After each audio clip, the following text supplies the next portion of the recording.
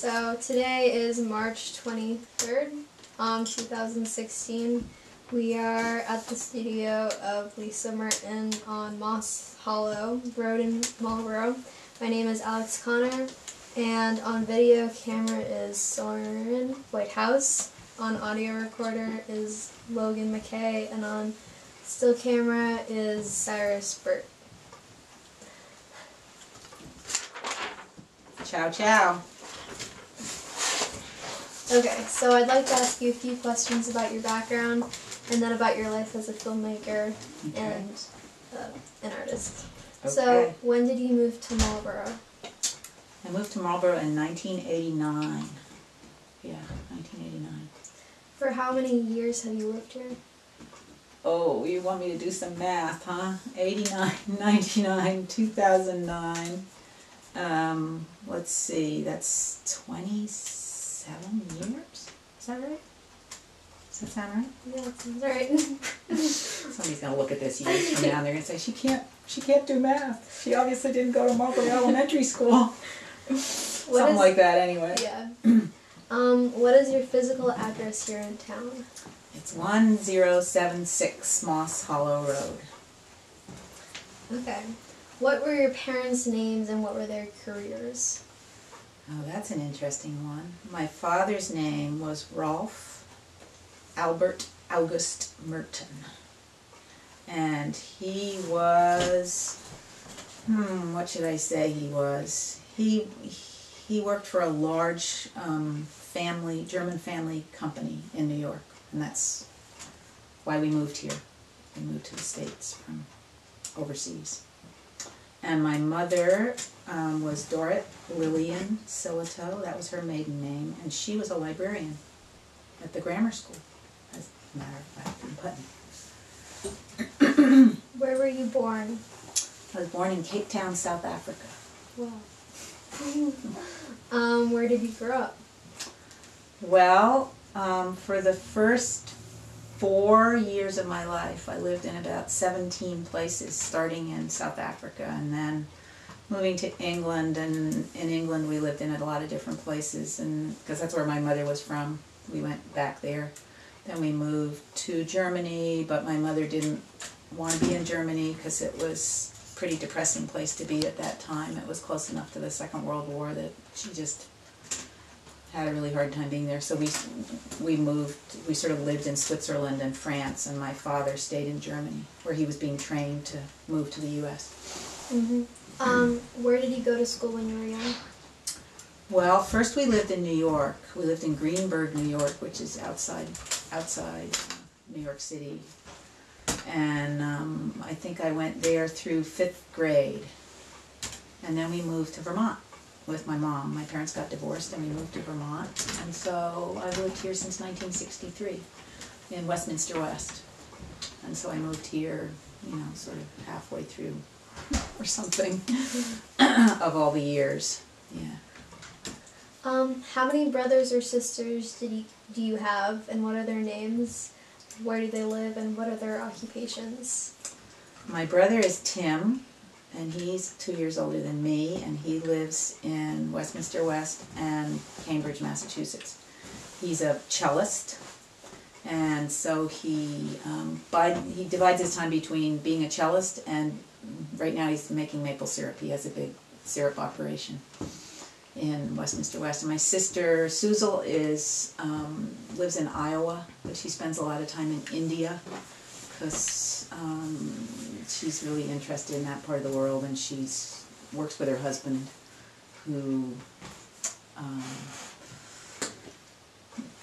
is very interested in genetically modified organisms and trying to stop that spread of that kind of agriculture. Did you travel much as a kid, and where did you travel? I'm guessing you traveled a lot. Yeah, we traveled a lot because all of my relatives were in Europe, and what few are left are still in Europe. I don't really have any relatives in this country, so we would go back in the summertime, visit my grandmother in England, and my other grandmother at that point lived in Scotland, and we'd go to Europe with my dad because that's where he grew up, and So we'd travel with him. We'd go climbing in Switzerland and visit family and stuff. And then later on for work, for film, I've traveled a lot. How would you describe yourself as a child? Who made up these questions? No. You don't know, they're all the same. Everybody gets asked the same questions. David made them up. David? Okay. How would I describe myself as a child? I have to think about that. I liked being outside. I liked riding my horse. I liked animals. I liked playing the piano, and I liked singing. I was pretty gregarious little kid, pretty chatty and friendly and noisy, I think, probably. Yeah. What high school did you go to? I went to the Putney School. What did you do between high school and college? Well, that was a long hiatus between high school and college.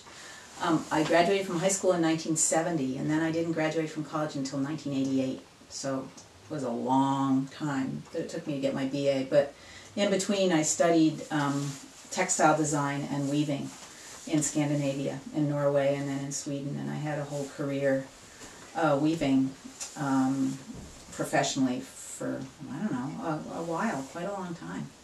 And then maybe in, I don't know, in the early 80s or something, I think I went back to school to get my BA. And then I got a master's in teaching English as a second language. Because I wanted to teach and travel, but I ended up not teaching and traveling. I did teach, but I taught here. What colleges or universities have you attended? I went to Smith College. That's where I got my BA. And then I went to the School for International Training, or now it's called the SIT Graduate Institute in Brattleboro. And that's where I got my master's in teaching. What was your plan of studying there? It was to become a teacher and teach English to people for whom English was not their first language, but they could already maybe speak 3 or 4 languages, but they just, so to speakers of other languages who wanted to learn English. What is your partner's name? Alan Dater. And what is his career? He's a filmmaker, and he has been pretty much since he graduated from college. Yeah, that's what he's always done. I mean, he started out as a freelance person. He did, worked all over the world with other people, was first as a sound man and then a cameraman. But I think you're going to interview him next week, or somebody is. Will it be you? Don't know. I don't know. Yeah. Yeah, so that's what he does. What are the names of your daughter and stepkids? Rosica is our daughter, who's just turned 18. And then there's Noah and Adrian, who are both decades older than Rosie. And they both have kids. So we have grandkids and we have kids, and we're, one of those families that's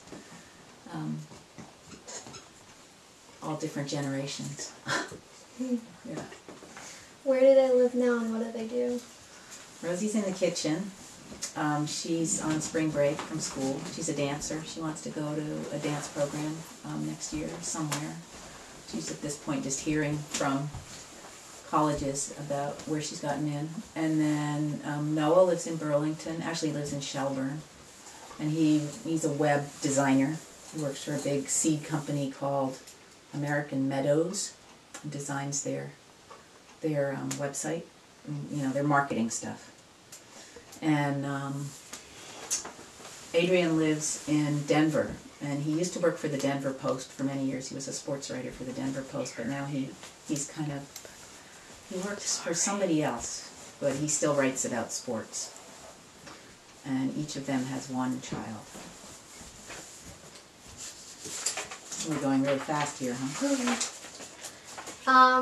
So Noah and Rosica Yeah. have attended Marlboro School. Roughly what years were they there, and who were their teachers during the time? Oh, okay. Let's see. Rosie graduated from there, well, let's see, probably 4 years ago. So what would that be, 2012? Yeah, and she had Ellen Martin, and then she had Judy, and then she had Jody, and then she probably had David, and then she had Tim and Rachel. Yeah. Yeah, maybe there was somebody else in there. I think, well, Jody, I think, left the school when Rosie was there, so I think she had Brenda for a while and somebody else. But I think she had David for 2 years, probably. Yes, 5th and 6th. Mm-hmm. Yeah. And Jody for 3rd and 4th, and Judy for 2nd. And yeah. Yeah.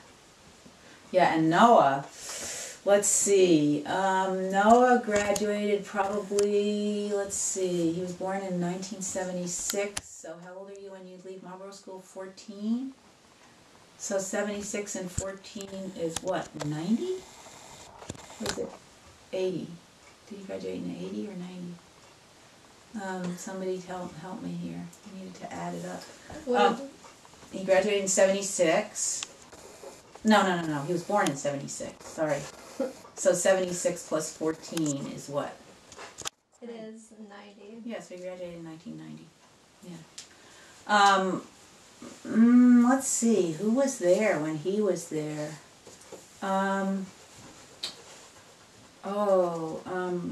Field. What was her name? The kindergarten teacher. Well, I didn't know Noah until he was 12. So he was in junior high then, and so he had Mr. I can't think of his name. He had a big dog. Anybody know who it would have been? Oh, they're gone. Is the sound doing okay? Yeah. Yeah.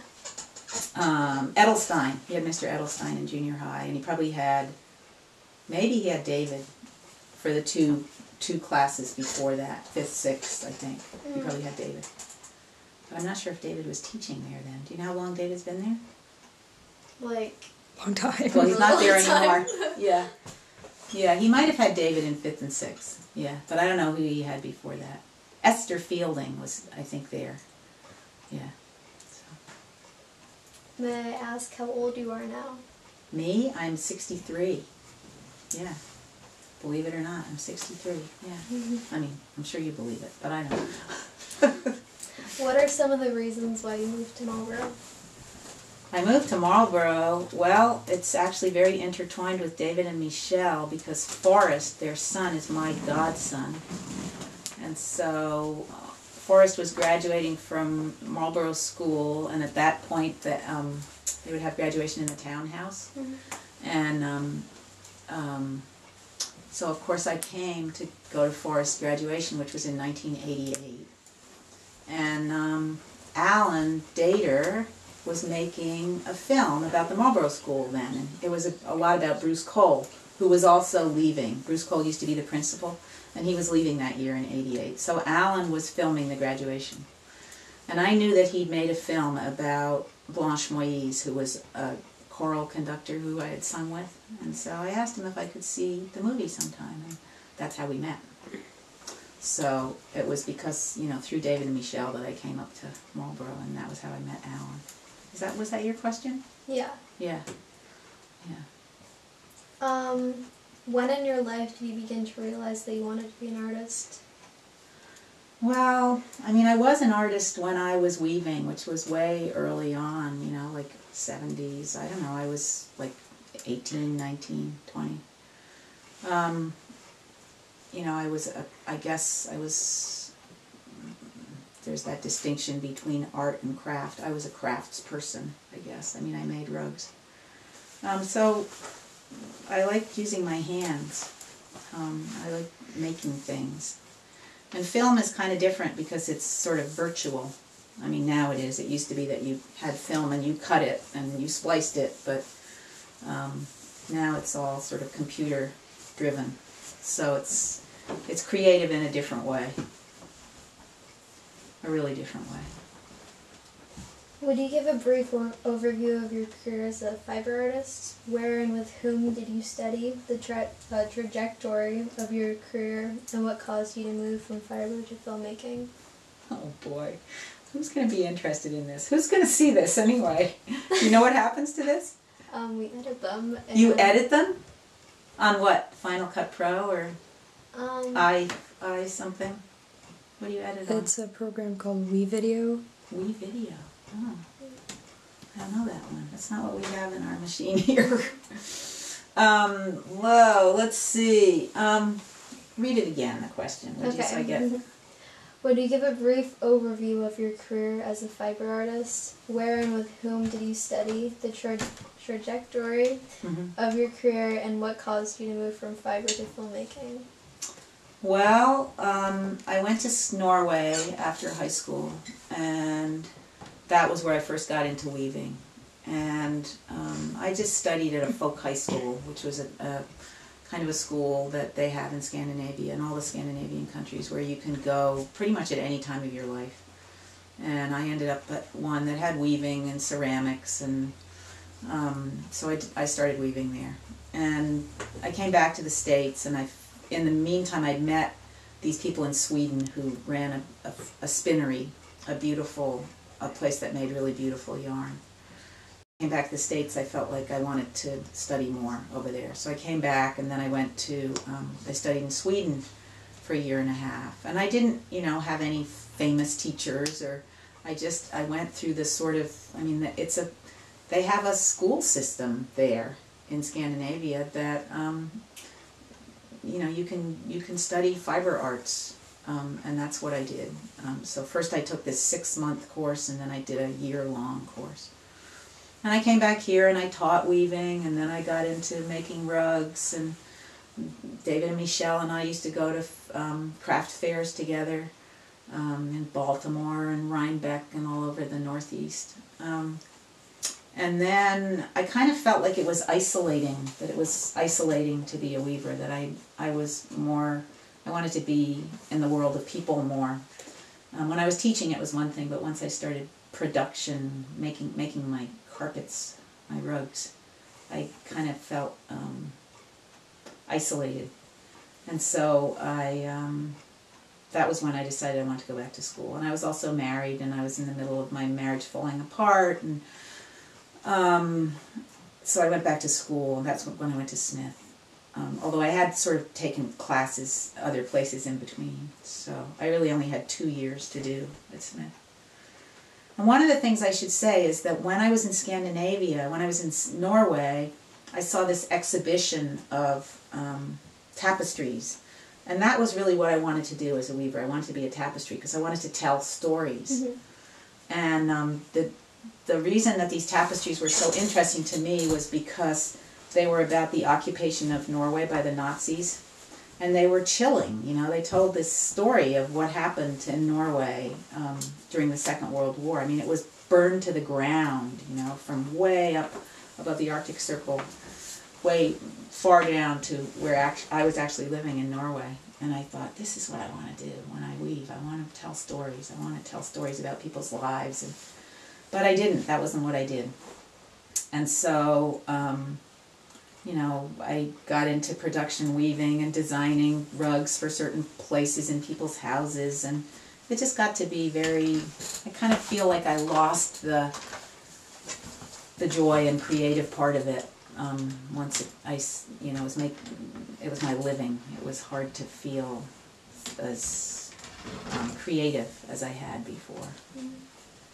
So when I met Alan, and he was a filmmaker, I was teaching at that point. I'd gotten my master's, and I thought, oh my God, I could, if this is a medium through which I could tell those stories that I never wove, instead of weaving them, I can, weave pictures in a different way. So, there was definitely a connection between what I'd wanted to do and hadn't done, and then being able to weave pictures by making films. And of course there was the added element of dialogue, which you have in film, which you don't have in a tapestry. But so I think the reason that those series of tapestries were so interesting to me was because they were about the Nazis, and my father had to leave Germany because his parents were Jewish. And so it was part of my history, and it was very much something that I'd always been affected by. And the fact that then my father went to South Africa, which was also a place that was not very, it was based on colonialism, and there was a lot of injustice, and so he moved from Germany, where he'd had to leave, or he would have ended up in concentration camp, to South Africa, and it was a place where the inequalities were huge. So it was interesting that he went from one place to another where they were both societies that were incredibly unequal, or had become that way. What is the name of your film company? Marlboro Productions. Yeah, it's been here for a long time, since, I don't know, the 70s or something. Yeah. Do you and your partner, Alan Dater, have several films together? Do you have separate roles in the making process, and how does that work, and who does what? Yeah, we have separate roles. He's a cameraman. He's got a really good eye, so he's always the cinematographer. I do sound sometimes, or sometimes we hire somebody to do sound. I write grants, because if someone hasn't hired you to make a film, and you have a film that you want to make, you have to raise the money to make it. So that's one of the things that I do, is try to raise the money from foundations and individuals, and then I usually am the person who interviews, so I'm usually in your shoes, Alex. I'm sitting there, talking to whoever it might be. And we edit together. We sit in here for hours and hours. We edit together. Alan's, I would say, has more of a technical leaning than I do. Or he knows that side of the work more than I do. So we do everything together, and we pretty much make our films just us. If we're overseas and we need a sound person, we hire somebody over there. Or over here, we have a person who's working with us on the most recent film that we're making. So, did you ask what were some of the names of the films? No. Well... No, I don't. No, okay, I didn't know I can't remember what else was in your question. I just asked, do you guys have separate... Yeah, we do. Yeah, but we also overlap. There's things we do together. We kind of complement each other, because I'm much more of a talker than Alan is, so I'm the one that interviews. Not that he won't ask something if he thinks that there's something else that needs to be asked, but he's trying to focus on getting a good shot, and trying to make sure it looks good, and that's really important. So, we complement each other in some ways, and then we work together in other ways, like with the editing. Yeah. What genre of filmmaking do you primarily engage in? Documentary. Sometimes we do films for businesses or corporations, like Crane Paper Company, or Healthcare and Rehabilitation Services, which is in like Windham and Windsor counties. Various different things that we get hired to do, but more than that, we do our own films, our independent films that we have to raise the money for, and usually come up with the ideas. Or sometimes somebody comes to us and says, "Oh, you should make a film about this," whatever. Yeah. How have you learned what one needs to learn in order to make a film? Me? I've learned it by doing it. I've learned it from Alan, and just mostly by experience. Like I said, I don't do a lot of the technical stuff, although sometimes I do sound. But you know, sort of rudimentary sound. And yeah, mostly just by doing it. And I think that, you know, the fact that I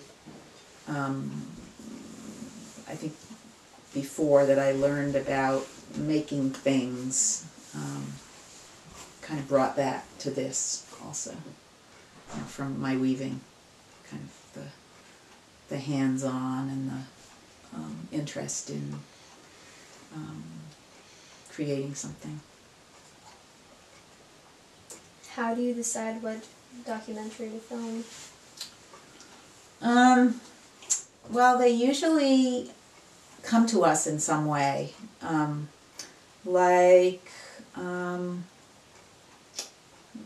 was at Rudyard Kipling's house in Dummerston, and he was filming there because he thought, oh, maybe one day we'll make a film about Rudyard Kipling, because nobody's ever made a film about him, and he lived in Vermont. You know, he was a British Indian writer. And do you all know who he was? No, I shouldn't be being a teacher now. Never mind. And he met this guy, this Tibetan guy, who was there fixing some stone walls. And he started talking to this Tibetan guy, and the guy said, I'm going to Tibet in October. No, this was October. He said, I'm going to Tibet in December. And Alan said, can I come with you? And he said, yes. And that's how our films happen. Because we knew about Tibet. We knew that Tibet you know, was having a politically hard time and human rights wise hard time, and so he came home. I remember it was October, and he said, I think I'm going to Tibet. And I said, how are you going to do that? You know, it's like, it's a dangerous place to film, and what's going on? And it was just one of these things that happened. He actually had a life insurance policy which he sold so he could buy two like small cameras, so that he wouldn't be noticed, you know, very stick out. Mm-hmm. And because he normally uses a big over-the-shoulder camera. And sold his life insurance policy, bought two small cameras, and headed off to Tibet with Sonam. And he was gone for 2 months. The whole of December and the whole of January. As I remember, it was really cold and really snowy. And it was hard when he was gone. So that's the way they come to us. And then the film that we're working on right now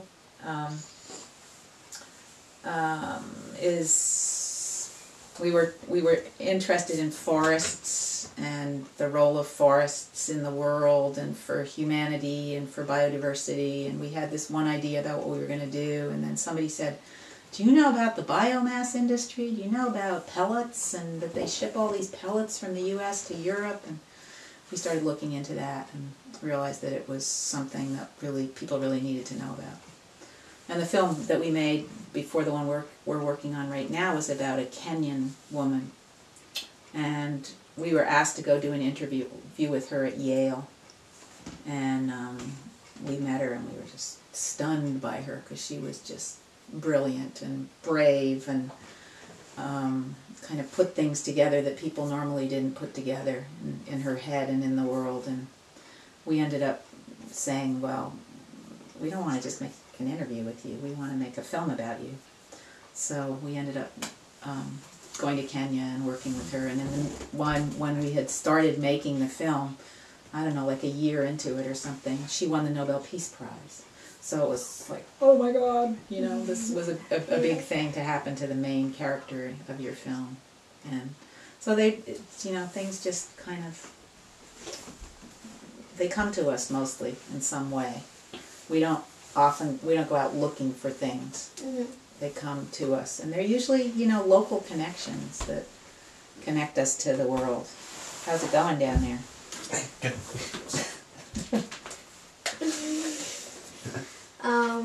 What role does storytelling have in your ideas of making film? Oh, I think storytelling is so powerful. I think that people can be moved to act if they see a good story or they hear a good story. I think they can be moved to get involved in ways that they might not be involved in something. You know, storytelling is ancient. Yeah. And I think it's, film is a well-told story in a film is very, can be very inspiring and moving, especially if you touch people in some way and you move them, you know, you connect with them emotionally. Then it's a story. I mean, you know what a good story, nothing beats a good story. You know, it really helps you to know what how other people live their lives, and other people's hopes and dreams and thoughts and wishes, and so it's storytelling is a really rich way to connect with people, I think. So in our films we try to connect to people's feelings. We like to move people to, you know, be involved, and so often the stories in some way do that for people, I think. And you know, we try to make them so that they're inspiring. And anyway, I'm repeating myself. Whose work or what styles do you feel have influenced your film work and have influenced your practice? Well, I think my favorite film is To Kill a Mockingbird. I don't know if you've ever seen that film. Have you ever seen it? Any of you seen it, To Kill a Mockingbird? I think David's class used to. Did you all have David? Oh, you had David Logan, yeah. Right? Last year. Right. 2 years. 2 years ago. 2 years ago. So you're all at junior highs? Yep. Yeah. I had him last year. You had him last year? Yeah. For 6th or 5th? 6th. Yeah, because they divided, right? Yeah. Yeah. Justice and injustice and fairness and racism, and it's about, I guess it's Alabama, and it's about a young girl called Scout, whose father is a lawyer, and he defends a black man who's been accused of raping somebody. And it's just, it's a wonderful book. If you haven't read it, I think read that it. high schoolers are supposed to be reading them next year. But it's also just, the movie is really well done. I mean, it's a feature film. It's not a documentary, but the way it's done is really amazing. Let's see, other films. I like some of Michael Moore's films. They're kind of irreverent and informative and funny. He kind of gets at serious things through humor. I don't think they're beautiful films, but I like some Indian films, old Indian films, Satyajit Ray, and let's see, I can't think of anything right now. I'm not being very, I'm not remembering what I like. Maybe I'll come back to it. Okay. Would you give me a brief overview of your filmmaking career, and will you include what you regard as some personal highlights of your career thus far? Boy, David doesn't like mess around, does he? A brief overview. Okay, I met Alan in '89. And I would say that the first film we made together was a film about Wolf Kahn, the landscape painter. And that was when I sort of got involved in film. I was teaching, but I sort of was getting more and more interested in film and less interested in teaching. And then I think we made a film called The World in Claire's Classroom, or maybe, I don't know. It's about a teacher in Westminster West, and it's a film that's about a small Vermont school, a small elementary school, 4 grades, and an extraordinary teacher. And it's pretty much used in every ed school in the United States, I think. It's still, even though we finished it in like, I don't know, 20 years ago or something, it's still kind of, it's become kind of a classic. Then we made that film in Tibet called Home to Tibet, and then we made a film in Japan about pottery, about a local potter, Malcolm Wright, a Marlboro potter, and the Japanese potter that he collaborated with. And then we made the film about Wangari, maybe, the Kenyan environmentalist. And probably for me, that was the most inspiring and interesting because of who she was and what she had stood up against. I mean, in some ways she was kind of like Claire, the teacher that we made the film about. But Claire was working in a small town in New England, but in some ways they were trying to do the same thing. They were both interested in fairness and justice and equality, and they kind of looked at the world in an organic way. And Wangari, she was an extraordinary human being. She was brilliant, and she was fearless, and she was willing to die for the truth. And I had never met anybody like that. She was literally willing to put her life on the line over and over again because she knew that she had truth on her side. And so she spoke truth to power in a way that was really extraordinary. And so she was kind of like a magnet for everybody. She was a very charismatic woman and very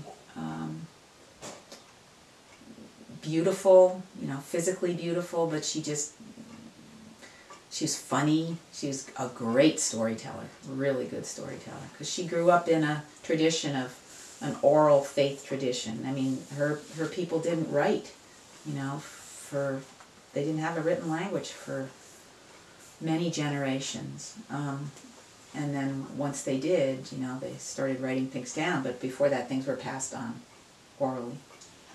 So she was, to me, I just learned a lot from her. She was like a big sister, and we got along really well, and we knew each other for 10 years.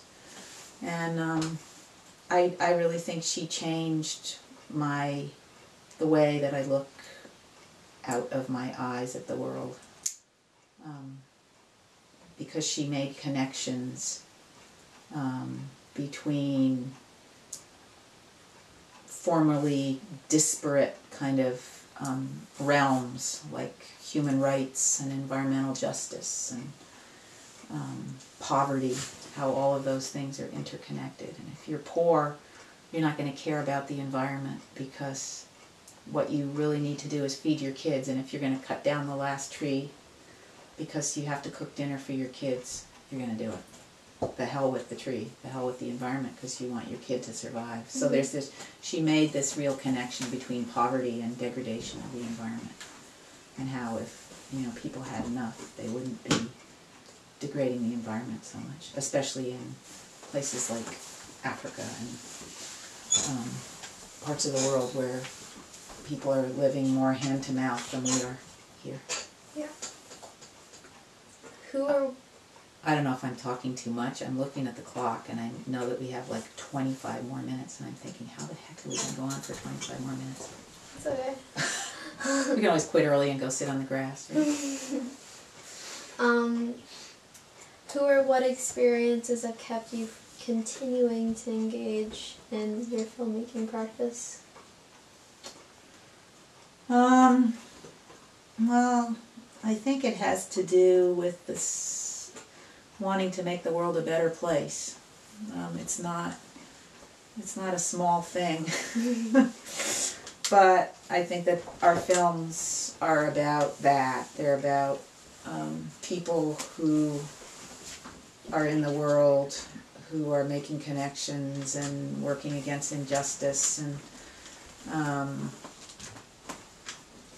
trying to make the world a fairer place for everybody. I mean, I think Alan was working, when I met him, he was making films more about art and artists, and I think it's because of my background of my father being, having to leave his, where he was born, and his father being in a concentration camp, and I think that I sort of had the issue of justice in my genes, it's kind of like, and because I was born in South Africa, which was a place that, again, was not exactly based on democratic values for all, that I keep going because I feel like there's stories that need to be told that will help people to see themselves in a different light, see each other in a different light, see the world in a different light. So we keep going. When Roshika was young, how were you able to balance your work in the studio and your home responsibilities? David, he's hitting all the spots here. He knows exactly. Not very well. It wasn't easy. It was very hard to have a young child be in the middle of making this movie about somebody who just won the Nobel Peace Prize, and there's all these filmmakers in the rest of the world who are clamoring to make a film about her. And we here in Vermont somehow seem to be doing that. And it was a very hard juggling act, and I don't feel like I did either thing very well. I think that I don't think Rosie particularly liked Wangari because she kind of took me away from her, and I think it's hard to be under the pressure of putting out a film about somebody who's really famous and having a child who you want to give your 100% to, but you're torn between the two worlds, and you don't feel like you're doing either one 100%, and so sometimes I feel like Rosie got the shaft, and sometimes I feel like the film got the shaft, and sometimes I feel like I got the shaft. And it was a very, it was a hard thing to do. I mean, Rosie, Rosie had experiences that lots of kids don't have. She went to Kenya, she was out in the, Masai Mara with elephants and lions, and she went to the Nobel Peace Prize in Oslo, and, all these things, but she doesn't remember them that well because she was little, she started when she was 6 or something, and but I think that she had us as, she could look at us as people at least who were passionate about something, and really were trying to do something in the world that might make a difference. So I think she probably ended up writing for her like high school essay or something. That's probably what she ended up writing about, was how hard it was, but how maybe it had a silver lining because she got to travel, and she, she got something out of it, even though I think at the time it was hard for all of us. Yeah. A balancing act that was tough. Sometimes just really tough. How old was she when you were making the film? I think she was 4 maybe when we started. She was born in '98, and we started she's 6, I guess. 6, and from 6 to 10 or something. It took us 4 years. And it was stressful, and there was a lot of international travel, and which is fun, but it's also, it's hard. And she was a great asset in making the film because she was little, and we would get to the villages in Kenya, people would look at us and they would say, "Oh my God," it was clear that she was adopted because she's from Nepal, so she looks different than we do, and they would just kind of open their arms to us. I mean, we were a pretty odd filmmaking crew, right? Me and Alan and maybe Robin MacArthur and Tyler Gibbons sometimes came with us, and Rosie. You know, they were like not your usual film crew with a 6-year-old, but she was kind of an ambassador. You know, so she, the kids would see her and she'd see the kids, and the mothers would see the kids, and they were just, you know, would see Rosie, and you know, they'd open arms, and we kind of had like an opening because of her. Then that was different, I think, than it would have been if we'd been just us. And so I don't know what the question was. It was how old was she? How old? Yeah, 6. Yeah. So your home is right next to your studio, and what are some of the benefits for them being so close? The next question is going to be, what are the drawbacks? The benefits are that we don't have to drive somewhere every day, and you know, we kind of made a decision when we built this studio that we weren't going to rent someplace in Brattleboro. We were gonna be here, which allows us to make maple syrup on the side, which is what we're doing right now because it's sugar season, and you know, allows us to do things that we wouldn't be able to do if we were working in town, because we can gather, and then we can come in and edit, and then we can go out and boil. Yeah. You know, it's like, or you know, we can work in the garden for a while and then come in and edit. Or, but then on the other hand, the problem with it is that it's always here, and so you know, it tends to be that you never stop working. Yeah. And so I'm sure the next question was going to be, yeah, it was the yeah, downside. Yeah, what's the downside? And maybe the upside is, you know, overpowers the downside. I don't really know. The downside is, yeah, it's just that sometimes it's hard to separate the two. You know, just, okay, the day's over. And that's actually, we made it so that we have to go outside to come into the studio, rather than just being able to come in from the house, because we felt like it's important to go outside and then come back in. So, what inspires you? Just a general question, overall. Nature inspires me a lot.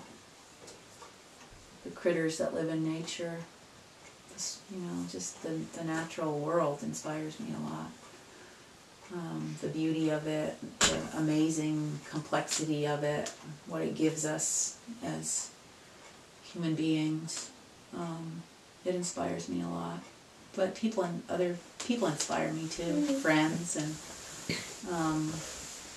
stories inspire me. Reading, you know, articles or, oh, see, they're boiling out there. Steam coming out of the stack. I mean, not out of the stack, but out of the whatever. So that's what we can do. See, I mean, obviously we're not working on film today at all because we just were gathering, and now they're going to be boiling for hours. But you know, so it's sort of a little bit of more of a balance, maybe. So what else inspires me? Sometimes radio. You know, I hear things on the radio that are inspiring. Going to museums is inspiring. Looking at artwork. Music is inspiring to me too. Used to play music, but don't do it that much anymore. So all those things. Making documentaries is one part of your work, and running a business is another part. How have you learned to run a business and promotional parts of Marlboro Films production? Not very well. That's where we fall short. The marketing part of it is hard. I mean, once you've made a film, you want to be done with the film, but then you have to get it out in the world. So you have to get it on television, or you have to go to film festivals, and it's, you know, it's like you wear a lot of different hats. You make the film, you finish the film, and then you have to get it into the world. And if you're lucky, you get it on television. Our last film was on TV. I don't know about this one that we're working on now, but the money part of it is, it's the part that's hardest in a way, because we have to raise the money often for the films that we make. So it's not like we're on a salary or anything. We have to find foundations that believe in what we're doing and get them to fund us. And that's a lot of work. And sometimes you feel kind of like a, I don't know what, you know, it's not, I mean, it's what we have to do. But you just feel sometimes like you're begging people. But you're not really. You have to come through with a clear enough vision of what you want to do to convince people that it's worthy of supporting. And now we have sort of a track record, so that's easier than it used to be. But the business part of it is, neither of us are that great at the business part of it. We're not good at keeping track of our hours and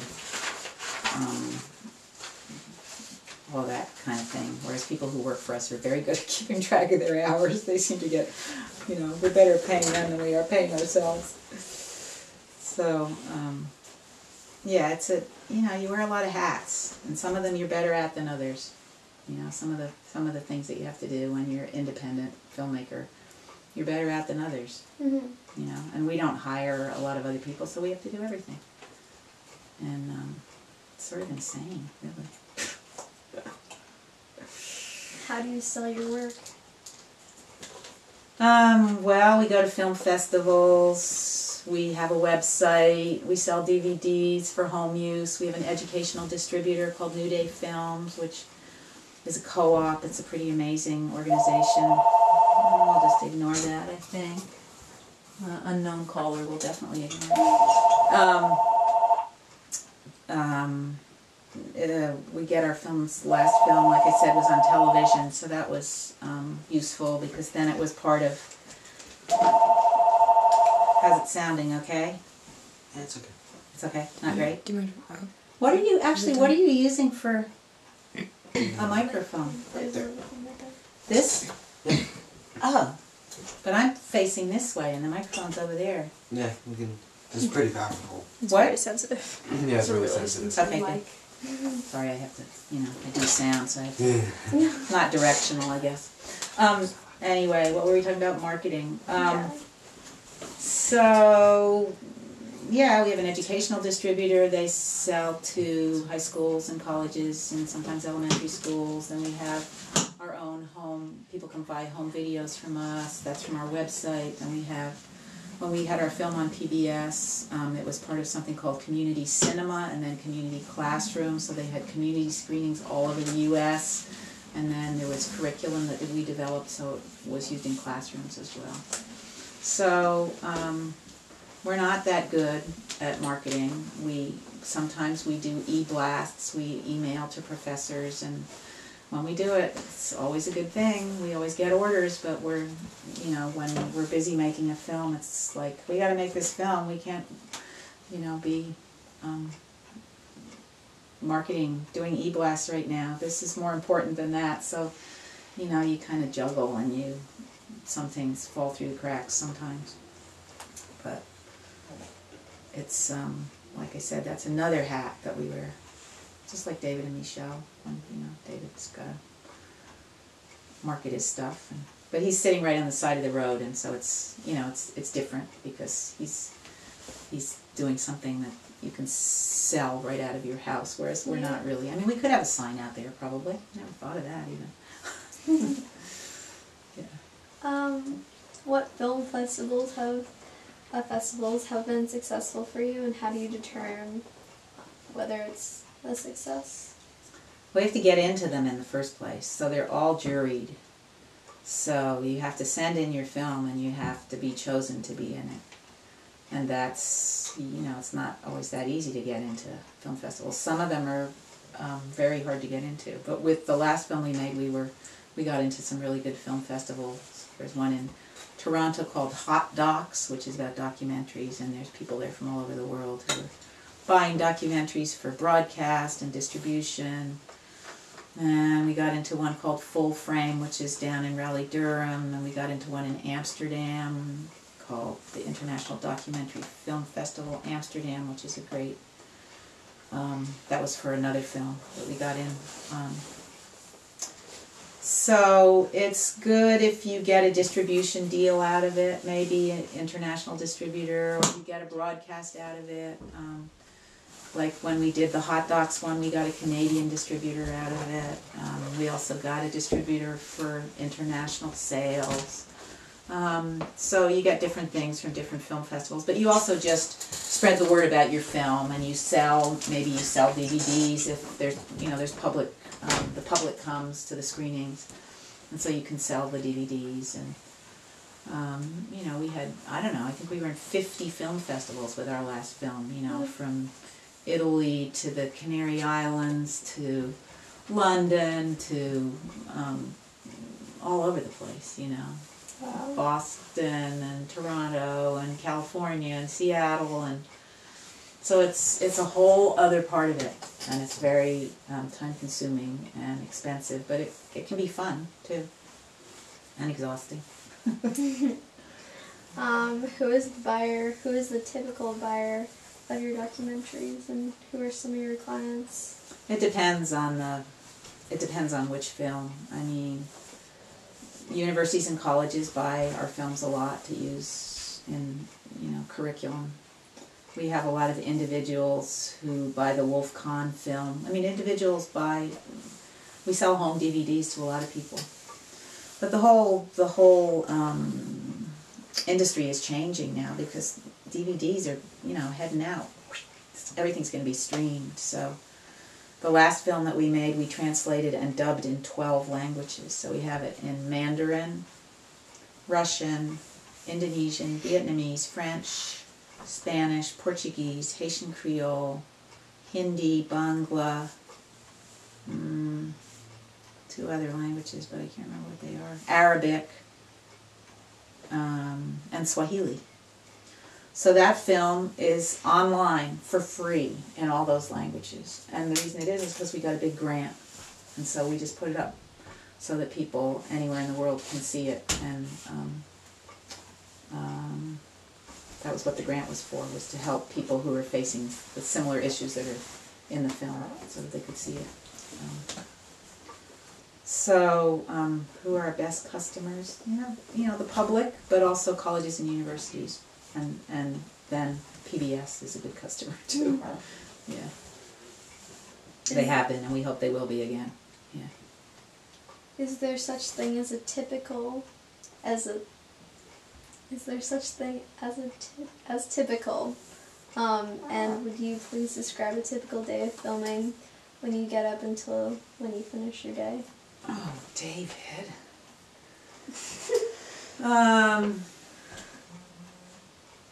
Somebody got beeped. A typical day. Well, it all depends where we are. Let's see, on this latest film, we were following some activists who were traveling through the southeastern United States, starting in Louisiana, Alabama, Florida, Georgia. We met them in Florida.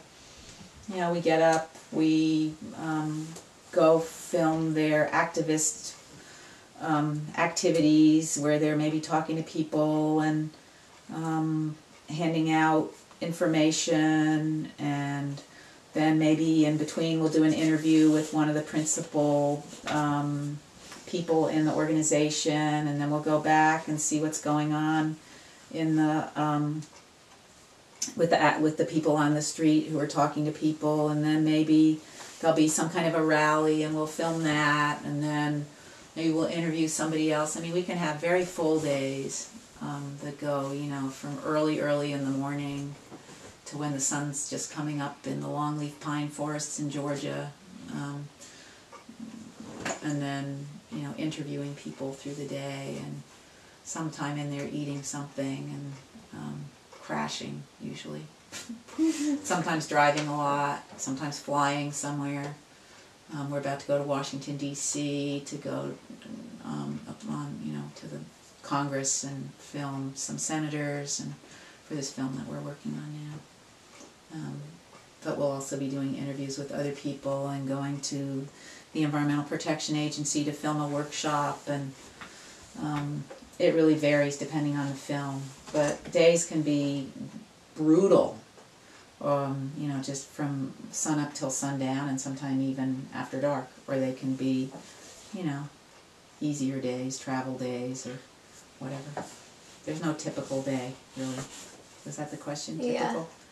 There isn't a typical day. That's good. Yeah. Never dull. Generally speaking. Are we almost done? Because we only have 5 minutes, right? Oh no, we're good. You're going to get beeped at 1:15. Okay. Generally speaking, what is the amount of time spent actually filming versus the amount of time spent on post-production? Oh, I have no idea. I just don't know. I don't know. I mean, editing takes forever. Yeah. Post-production takes a long time. And where, unfortunately, it's not like we just film everything and then we're done and then we edit. We film and edit because there's, like, we haven't even been to Oregon yet for this film. So we're supposed to go to Oregon and we haven't even been there. So that whole story of what's happening in Oregon with the biomass industry, we don't even know anything about yet because we haven't been there. But we're editing other parts of it because it's regional, kind of. We are working on the southeast part. But I couldn't tell you. I mean, we started this film in June, but we haven't been working every day by any means, you know, on filming. We've had, you know, we went to Europe, we went to Brussels, we went to London for this film. But, you know, so we have intense periods of filming and then downtime. And, you know, you have to, if you have interviews and workshops and stuff, you have to transcribe it all. So, because it's useful if you have a written copy of what you got, so you can look at it and read it and choose the parts that you think are going to make your story. So there's elements of both kind of post-production and production that we're doing at the same time. So I don't know, Alan, whoever interviews Alan, maybe he'll have a better idea. But editing takes a long time, 4 or 5 months of editing. You know? Yeah, probably. Yeah, or longer. How long did that film about Wangari take from beginning to? I think it was 4 years. Yeah, I think we started in 2004, really. We met her in 2002, but we didn't really start. Yeah, 2004 till 2008, 4 years. Too long. Yeah. It was too long. What do you feel are the most important parts of your work?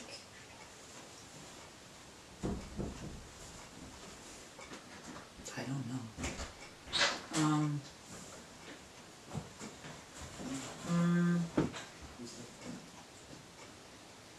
Trying to get across to the viewer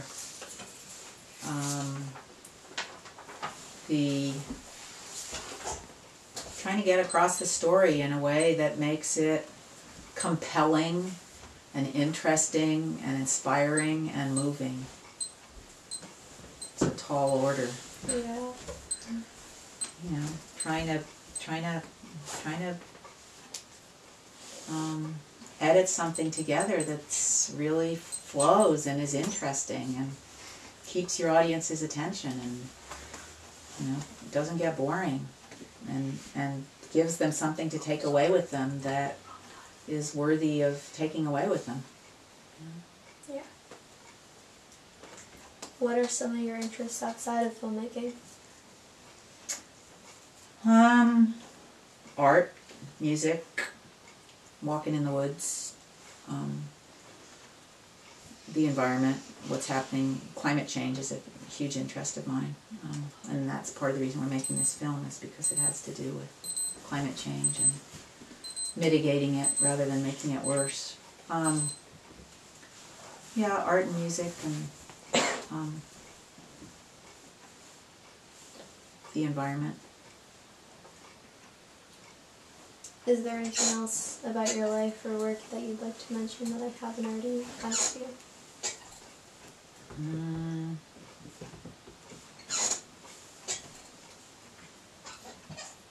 I don't think so. You guys think of anything that David didn't ask? He's pretty comprehensive, isn't he? Yeah.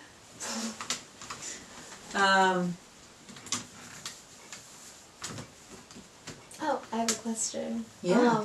Would you consider yourself more of an outside-sea person than indoors? Yeah, definitely. Yeah. I love being in any snow, and I love to cross-country ski. I mean, it was just a very strange winter. Mm-hmm. So yeah, I love being outside. I like the air. I like being in the woods. And right now, at night it's really beautiful because there's a full moon. Yeah. It's not always that easy to work with the person that you live with. That's, you know, because it's not like somebody's going out and working someplace else and coming back and bringing in other kind of life from somewhere else. When you work together and you live together, it can get very intensely intense. You know, because you find yourself sitting at dinner and talking about the film that you're working on because that's what you've been working on all day. So it's hard sometimes to make a separation from life and work and from, you know, we sit and talk to each other and we got to get out of here sometimes, you know, get away from here. Yeah, I can't really think of anything else. Well, thank you so much for your time. You're welcome. Thanks, you all.